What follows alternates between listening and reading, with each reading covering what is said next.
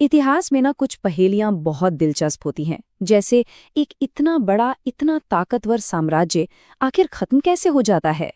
आज हम भारत के सबसे शानदार साम्राज्यों में से एक मुगल साम्राज्य के पतन की कहानी को समझने की कोशिश करेंगे।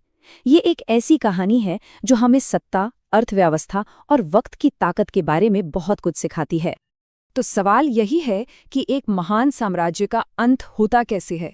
क्या ये किसी एक दिन अचानक से हो जाता है, या फिर ये एक धीमी दर्दनाक प्रक्रिया है जो सालों साल चलती रहती है। मुगल साम्राज्य के मामले में जवाब शायद इन दोनों के बीच ही कहीं छिपा है। देखिए, मुगल साम्राज्य के पतन की कहानी में एक तारीख बहुत बहुत अहम है। 3 मार्च 1707। ये वो दिन था जब सम्राट औरंगजेब की मौत हुई। उनकी मौत के बाद का जो दौर था, जिसे इतिहासकार उत्तर मुगल काल कहते हैं, वो साम्राज्य के तेजी से बिखरने का गवाह बना। बस यही वो मोड़ था जहां से सब कुछ बदलना शुरू हो गया था। तो चलिए अब इस ऐतिहासिक जांच पड़ताल में थोड़ा और गहरा उतरते हैं। इतिहासकारों के बीच ना इस बात पर आज भी एक बड़ी बहस है कि आखिर इस पतन का जिम्मेदार कौन था। क्या ये कुछ ताकतवर लोगों की गलतियों का नतीजा था, या फिर एक ऐसी व्यवस्था की नाकामी जिसका अंत होना तय था। इस बहस में मोटे तौर पर दो विचारधाराएं सामने आती हैं।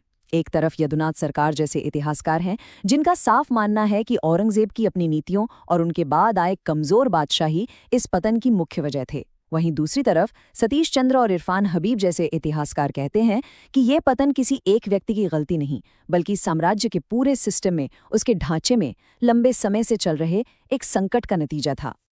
तो आइए अब इस दूसरी विचारधारा यानी प्रणालीगत संकट वाली बात को थोड़ा और गहराई से समझते हैं। और इसकी शुरुआत होती है जागीरदारी व्यवस्था के टूटने से, जो कभी मुगल साम्राज्य की रीढ़ की हड्डी हुआ करती थी। अच्छा, ये जागीरदारी व्यवस्था थी क्या? असल में ये एक ऐसा सिस्टम था जिसमें बड़े अधिकारियों यानी जागीरदारों को सैलरी के बदले जमीन का एक टुकड़ा यानी जागीर दे दी जाती थी, और उन्हें उस जमीन से रेवेन्यू यानी राजस्व इकट्ठा करने का हक मिल जाता था। यही सिस्टम था जो पूरे साम्राज्य का प्रशासन और सेना चलाता था। सतीश चंद्र के मुताबिक साम्राज्य की स्थिरता 3 लोगों के बीच के संतुलन पर टिकी थी, जमींदार, जागीरदार और किसान। लेकिन 18वीं सदी आते आते साम्राज्य के खर्चे, जैसे कि जंग और शानो शौकत, उसकी खेती से होने वाली कमाई से कहीं ज्यादा बढ़ गए। अब इसका नतीजा क्या हुआ? नतीजा ये हुआ कि अधिकारियों को देने के लिए अच्छी उपजाऊ जमीनें यानी जागीरें कम पड़ने लगी, और बस वो पूरी की पूरी व्यवस्था ही चरमरा गई जिस पर साम्राज्य खड़ा था। इसको समझने का एक बहुत ही आसान तरीका है। जरा एक ऐसी कंपनी के बारे में सोचिए जो अपनी कमाई बढ़ाए बिना अपने कर्मचारियों को बड़े बड़े बोनस का वादा करती जा रही है। जाहिर है वो कंपनी ज्यादा दिन नहीं चलेगी।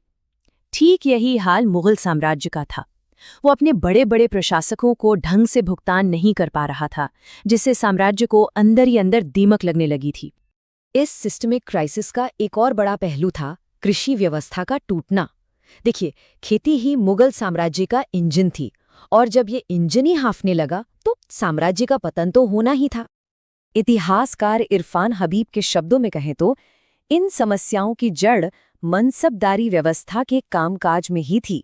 इस व्यवस्था ने किसानों पर लगातार अत्याचार बढ़ाया। ये एक बहुत ही जरूरी बात है जो हमें संकट की असली जड़ तक ले जाती है। और यहां से शुरू हुआ एक ऐसा दुष्चक्र, एक ऐसा विशेष साइकिल जिससे निकलना नामुमकिन सा हो गया। किसानों पर जुल्म बढ़ा तो उन्होंने परेशान होकर खेती करना ही छोड़ दिया। जब खेती वाली जमीन कम हुई तो जाहिर है भू राजस्व भी घट गया, और जब साम्राज्य की तिजोरी ही खाली होने लगी तो उसकी ताकत, चाहे वो आर्थिक हो, राजनीतिक हो या सैन्य, अपने आप कमजोर होती चली गई। ये एक धीमी जहर की तरह था जिसने साम्राज्य को भीतर से खोखला कर दिया। तो एक तरफ तो साम्राज्य अंदर से कमजोर हो रहा था, और फिर उसे बाहर से भी कई बड़े झटके लगे। इन झटकों ने एक पहले से ही बीमार साम्राज्य के पतन की रफ्तार को और भी तेज कर दिया। और ये कोई एक दो संकट नहीं थे, ये तो संकटों की एक पूरी झड़ी थी। एक तरफ औरंगजेब के बेटों के बीच गद्दी के लिए लड़ाई, उनकी महंगी दक्षिण की लड़ाइयां और कुछ विवादास्पद नीतियां। दूसरी तरफ दरबार में अमीरों की साजिशें, नादिर शाह और अहमद शाह अब्दाली जैसे विदेशी हमलावर।